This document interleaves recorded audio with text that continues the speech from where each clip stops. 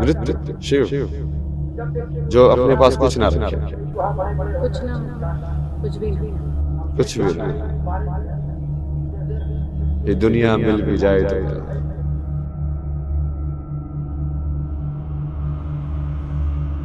मतलब मेरा नाम लगाने की जरूरत नहीं है, नाम मेरे को कभी चाहिए ही नहीं था। बाबा टैग आपको नहीं चाहिए। नहीं, मेरे को आईआईटी बाबा का टैग भी नहीं चाहिए। आप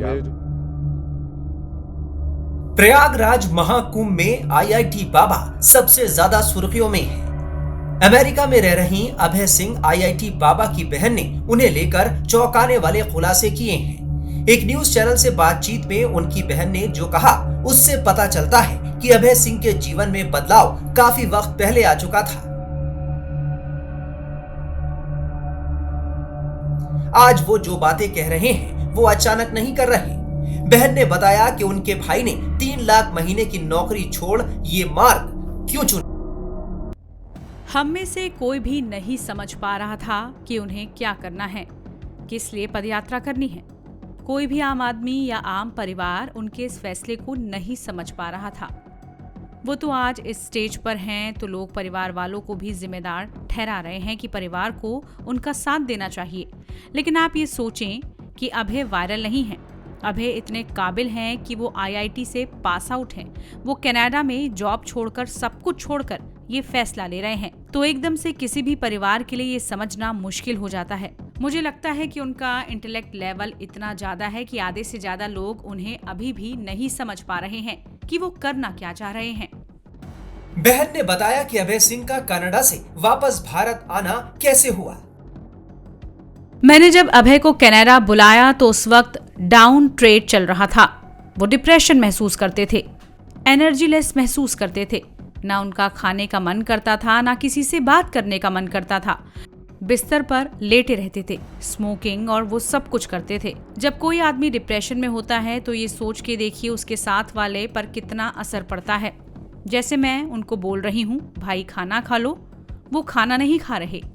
मैं उनको दूसरी बार बोल रही हूँ, तीसरी बार बोल रही हूँ। ऐसे ही हर काम के लिए करते करते बहुत वक्त लगाया, बहुत कोशिश की और वो ठीक भी हो गए थे। जब उन्होंने नौकरी शुरू की, उन्होंने बोला कि ये जो क्लाइमेट है ना, इसमें मैं ज़्यादा ट्रैवल नहीं कर पा रहा हूँ। जहाँ ये रह रहे थे वो थोड़ा डिस्टेंस पर पड़ रहा था। उन्होंने बोला कि अब मुझे अपने ऑफिस के पास ही रूम लेना है। तो हमने उसे समझाया कि अभी आप थोड़ा और रुक जाओ, क्योंकि इस हालत में अकेला रहना बिल्कुल ठीक नहीं है। अभी तो हम फिर भी आपका ध्यान रखते हैं यहाँ पर, आप अकेले कैसे करोगे। लेकिन उन्होंने तय किया कि उन्हें इतना ट्रैवल नहीं करना है, तो वो अलग रहने लगे। जब कोविड महामारी शुरू हुई तो वहाँ रूल्स सख्त हो गए और वो अकेले पड़ गए। फिर उन्होंने तय किया कि मैं भारत वापस जा रहा हूँ। बहन का कहना है कि पिता ने बेहतर से बेहतर शिक्षा देने में कोई कसर नहीं छोड़ी, लेकिन अभय सिंह ने अपने लिए जिंदगी जीने का ये रास्ता खुद चुना। इससे पहले अभय सिंह आईआईटी बाबा अपनी मां और परिवार को याद कर रोने लगे थे। तो आप लोगों को लगता है ना कि मैं तो अननोन में भी वही चीज कर रहा है। फिर अननोन में भी ऐसे होता हूँ, आदमी को याद करके रोता रहता है। आप नहीं समझते ना, जो इष्ट उस अलग बनेगा।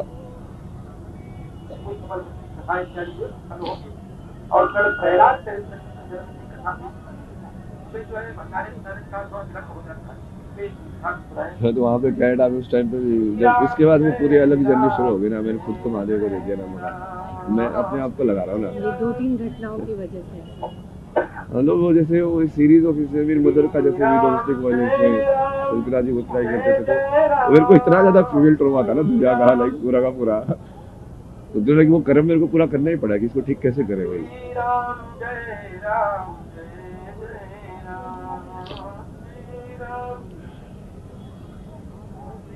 तो इतने सारा पूरा जर्नी कि अब इसमें कैसे किया जाए, कहाँ कहाँ शिव गाइड करते रहे, जहाँ यहाँ पे जा, अब यहाँ पे जा, अब ये कर, अब ये कर।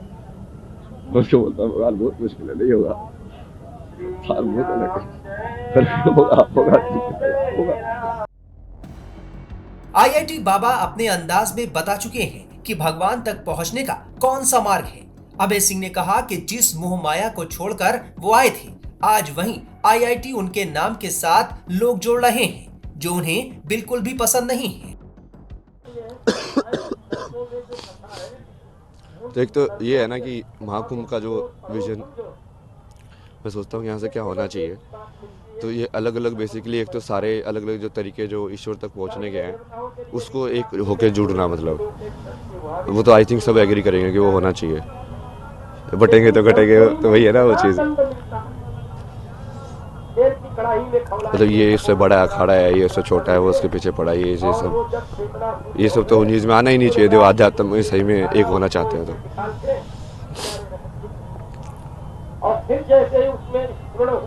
और बाकी उस चीज़ को बाकी मेन स्ट्रीम के जो लोग हैं उनसे भी जोड़ना है। बहुत सारे लाइक लोगों से, जैसे डांसर हैं जो कथक करते हैं, ये सब करते हैं, वो भी शिव की स्तुति ही कर रहे हैं, एक अलग तरीके से करते हैं वो।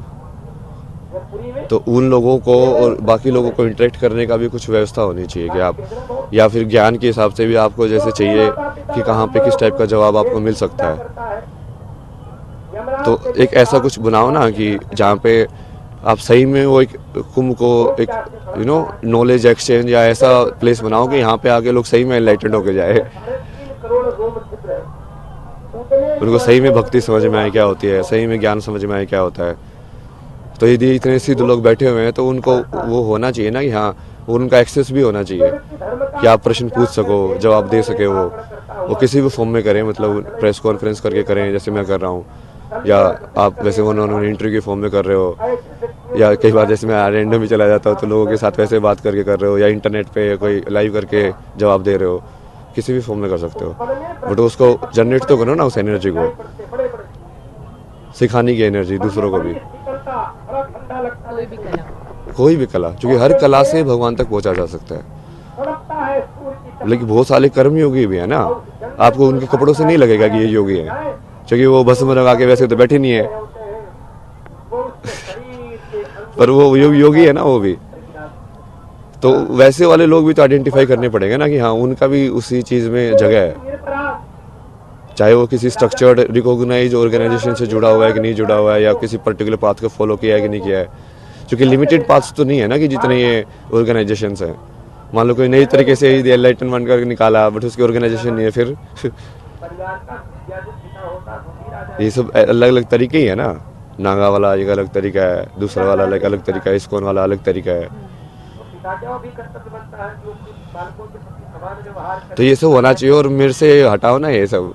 मैं तो चाहता हूँ कि IIT बाबा वाली स्टोरी खिल होके उसको कुछ नाम के अंदर भी या तो कुछ ऐसा होना चाहिए कि वो सिर्फ वो चीज़ जिसको माया को मैं छोड़ के आया हूँ, IIT अब बार बार उसी माया को मेरे नाम में जोड़ के, ये मतलब समझ रहे हो, बाबा भी लगा दिया उसके आगे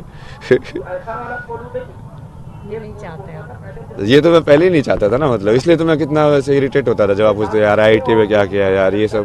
अरे यार वो सब के बीच में क्या सवाल पूछ रहे हो जब मैंने तो अपने आप को वैसे भी कभी बताता भी नहीं था किसी को। कोई पूछता था ना तो मेरी दीदी ऐसे बात बताती थी, ये IIT से ऐसे दिखाने के लिए, बट मैं तो बोलता भी नहीं था कभी। तो मैं छोड़ो ना, यदि वो मेरे अंदर वो गुण है जो IIT लेके गया था, यदि वो अभी भी है तो इस इंसान को वो गुण दिखेगा ना, जिस गुण की वजह से मैं ये सब कर पाया अपनी जिंदगी में, वो गुण तो अभी भी है मेरे अंदर। तो गुण ज्यादा इंपॉर्टेंट है कि उस गुण से क्या मैनिफेस्ट हुआ, वो ज्यादा इंपॉर्टेंट है। तो इसको मतलब कुंभ को लाइक प्रॉपर लाइक इस तरीके का एक बनाने के लिए ना विजन है, मतलब इतने ज़्यादा डिटेल में तो अभी डिस्कस नहीं कर सकते कि एक एक चीज़, बट वो मैं तो ये चाहता हूँ कि बड़े से बड़े साइंटिस्ट भी यहाँ पे आके और लाइक उपनिषदों के ऊपर, वेदांत के ऊपर लाइक किसी महात्मा से शास्त्रार्थ करे, लोग उसको देखें, है ना, कि सब पता चलेगा ना कि हाँ, ज्ञान का आपस में आदान प्रदान हो रहा है और लोगों को भी सवाल के जवाब मिलेंगे। मतलब कुंभ को सही में वो बनाओ ना जो होना चाहिए कुंभ, वो हर एक उसका वो होना चाहिए कि हर एक 6 दर्शन है, जो 6 दर्शन के जो लोग हैं आपस में एक दूसरे से तर्क कर सके, ज्ञान की भूमि बनाना चाह रहे हैं, ज्ञान की और भक्ति की भी, मतलब दोनों का समागम। आप यहाँ साइंस को जोड़ने आए थे। हाँ, तो मैं वही चाहता हूँ ना, इसलिए तो कि मैं जो वैज्ञानिक लोग हैं वो भी आए यहाँ पे, बड़े बड़े बाहर वाले लोग भी आए जो नोबेल प्राइज विनर है। यदि हमारा सनातन सही में सत्य है तो हम डर क्यों रहे किसी से? इसका मतलब जो नोबेल प्राइज विनर है कहीं ना कहीं हम उसको भी समझना चाहिए, उसकी क्या विचारधारा है, उसने ऐसा क्या बनाया कि उसको नोबेल प्राइज मिला है। यदि सनातन सबसे ऊपर है, सबसे सत्य ही है, तो सनातन के अंदर वो जवाब भी होगा ही। और यदि होगा तो फिर वो उसको मतलब वही ना, शास्त्रार्थ का मतलब ही वही होता है कि अब तुम तर्क के थ्रू ये दूसरे को सवाल जवाब के अंदर, और आप बेसिकली यदि वो हार गया, वो जवाब नहीं दे पाया उस चीज़ का, तो वो तुम्हारी टीम में आ जाएगा, तुम हार गए तो तुम इसकी टीम में चले जाओगे। बिल्कुल वैलिड है वो। आप क्या मानते हैं? मृत्यु, शिव, जो अपने पास कुछ ना रखे, कुछ ना मतलब कुछ भी ना। कुछ भी ना, ये दुनिया मिल भी जाए तो क्या। आगे का क्या विचार? ये मतलब मेरा नाम लगाने की जरूरत नहीं है, नाम मेरे को कभी चाहिए ही नहीं था। बाबा टैग आपको नहीं चाहिए? नहीं, मेरे को IIT बाबा का टैग भी नहीं चाहिए। आप मेरे जो बता रहा हूँ उन बातों के बारे में डिस्कस करो, नाम क्यों चाहिए आपको? मतलब उन मुद्दों पे डिस्कशन करो ना आप। कुंभ के मुद्दे पे आप डिस्कस करना चाहते हैं? सनातन के मुद्दे पे, कुंभ के मुद्दे के, कितने सारी चीज़ों के बारे में बोला मैंने। भक्ति, शक्ति, सब। इस्लाम के बारे में कितना बोला मैंने, आप उस चीज़ के तो नहीं उठाते मेरी। क्योंकि आपको पढ़नी चाहिए ना वो कुरान के अंदर क्या लिखा हुआ है। यदि मैं बोल रहा हूँ वो सत्य है तो आपको किताब पढ़नी चाहिए और उसके अंदर देखना चाहिए क्या लिखा हुआ है, कि वेरीफाइड है कि नहीं। या तो मुझे वो आके बोलना चाहिए कि मैं झूठ बोल रहा हूँ। बता दें कि अभय सिंह ने IIT बॉम्बे से एरोस्पेस इंजीनियरिंग की पढ़ाई की थी। इसके बाद उन्होंने कनाडा जाकर एरोप्लेन बनाने वाली कंपनी में 3 लाख महीने की सैलरी पर काम किया। कोरोना महामारी के दौरान वो भारत वापस लौट आए और तभी से वो आध्यात्म की दुनिया से जुड़ गए।